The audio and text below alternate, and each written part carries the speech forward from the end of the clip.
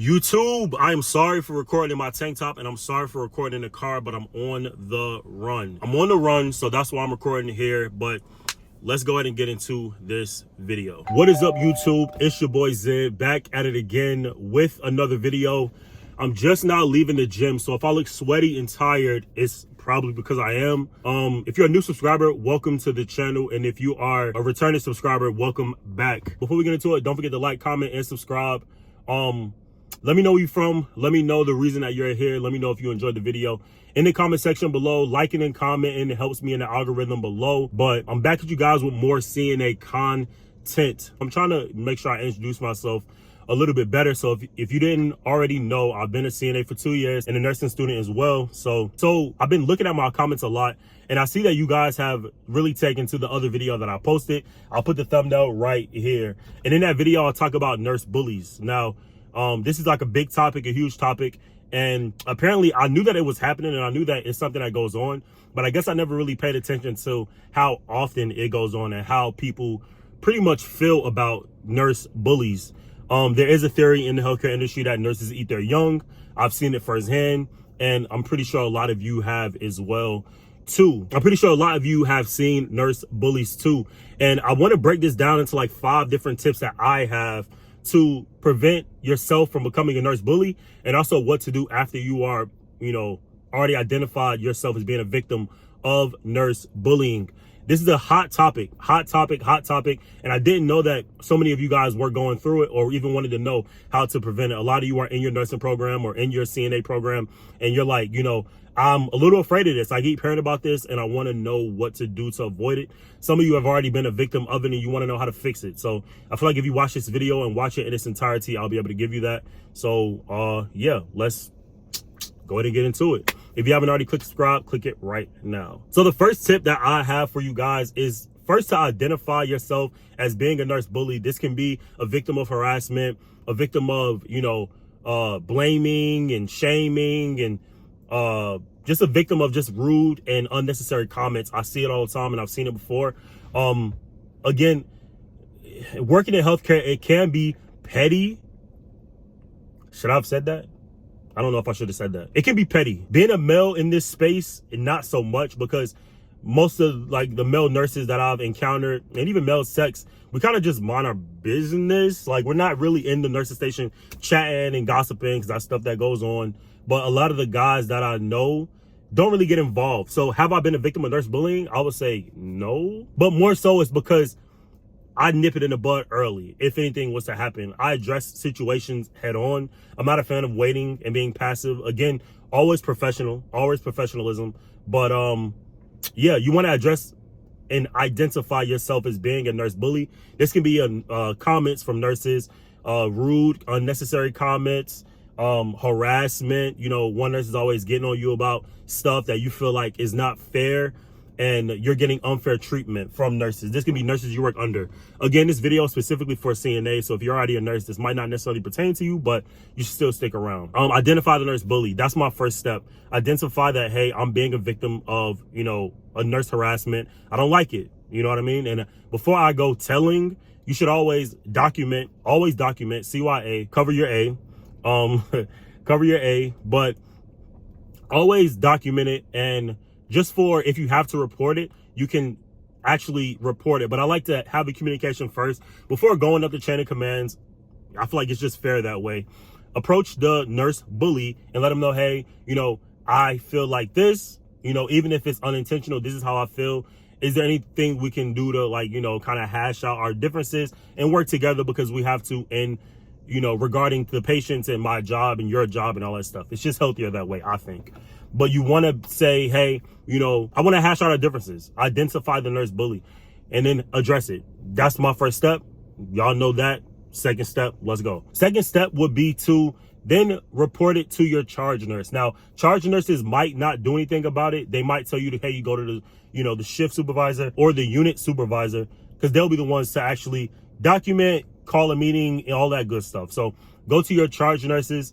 Charge nurses oftentimes are a lot older, so they can give you advice themselves or let you know, hey, this is what you can do. Or sometimes they might be able to just speak to both of you without actually going up to the unit supervisor or the shift supervisor or the unit, director of nursing, all that stuff, right? Report it to your charge nurse, let your charge nurse aware of it, so you can also have somebody who can kind of vouch for you that, hey, this is something that this person did bring up to me months ago, weeks ago, days ago, and I want to nip it in the bud now before it becomes a bigger issue, especially on their shift. A lot of times shift supervisors or charge nurses want to mitigate whatever issues because they want to have a smooth shift. I've seen it happen before where two people were going at it or having comments, and charge nurse is like, hey, you go over there, it's over. Number 3, my third tip would be to go to your unit supervisor and let them know, hey, you have documented what happened. This is what happened on this day. This is what happened on this day. This is what happened on this day. And I want to go ahead and report it. I want to go ahead and report that this charge nurse is harassing me, making unnecessarily rude comments. And I feel like it's unfair. I feel like I'm a victim of their bullying while I'm at work, which is nobody should really go through. Now, this is only if you've already done tip 1 and tip 2, or step 1 and step 2. You've already addressed them face to face to give them a fair shot and say, hey, like, I want to hash out our differences. You already went to your charge nurse and let them know, hey, this is what's going on. This is how I feel. I want to let you know what's going on and maybe get some advice. Maybe you can speak to them, whatever. That's not the charge nurse's job, but they might be able to help. Third is going to your unit supervisor. So we've already went over the first 3. Unit supervisor can fix it, and most of the times will fix it. And I haven't seen it go up this far. Typically, if you address the person, it really just goes away. But I'm not going to say it doesn't all the time go away. Nobody wants to leave their unit. Nobody wants to leave their, profession. Nobody wants to, deal with anything. Nobody wants to leave. Nobody wants to just quit their job. It's not fair. You come to work to make money. You come to work to care for patients, and that should be it. But you should definitely go to your unit supervisor if nothing is happening and nothing is being done. Let's move on to number 4. Number 4 would be, if you've done step 1, step 2, step 3, and step 4, go to HR. HR is there. Human resources is there for situations like this. They document. They call meetings. They give points.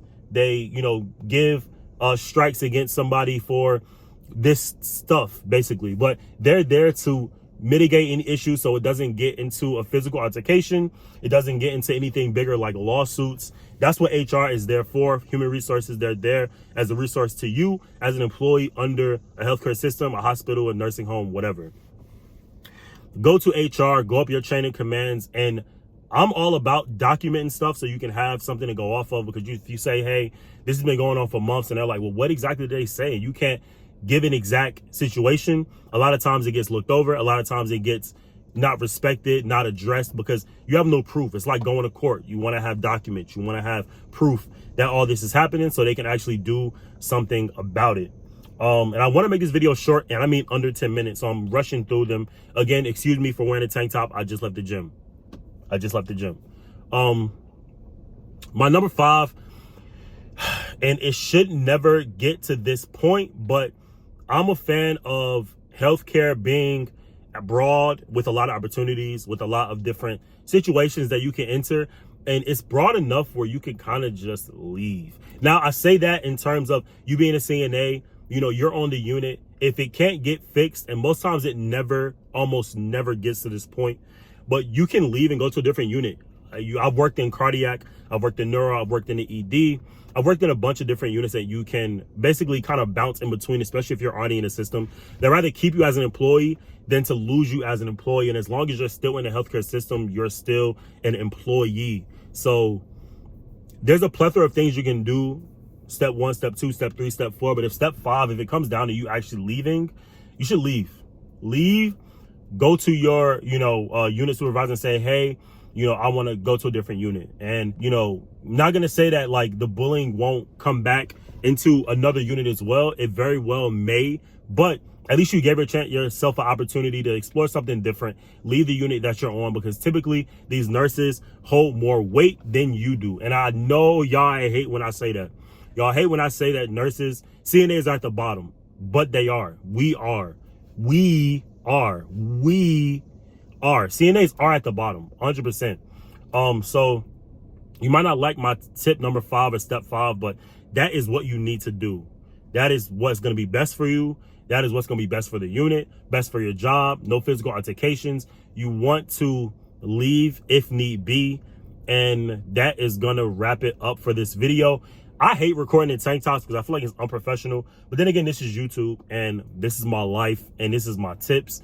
And I want to give you guys the real. That's the whole purpose of me making this channel, is giving you guys the real. So yeah, hope this video helped. If I missed anything, if you have any more questions, feel free to comment below. I'm answering all comments. Every comment that I get, I'm answering. So I hope this video helped. Don't forget to like, comment, and subscribe. Thank you guys for 4K subs. We're trying to hit 5 still. The goal was 5 this month, but we're really approaching it slowly, and I'm just happy to be here at this point. I'm just happy to have 4K subscribers. It means the world to me, and I can't wait to answer some more questions for you guys. So I know this video is gonna, you know, ruffle a few feathers, but it's also gonna answer a lot of people's questions that they had about, you know, how to deal with nurse bullies. Hope this helped. I will see you guys on the next video. Thank you for subscribing. Thank you for watching. And that's all I got for you on this video. And I will see you on the next one. All right. Peace.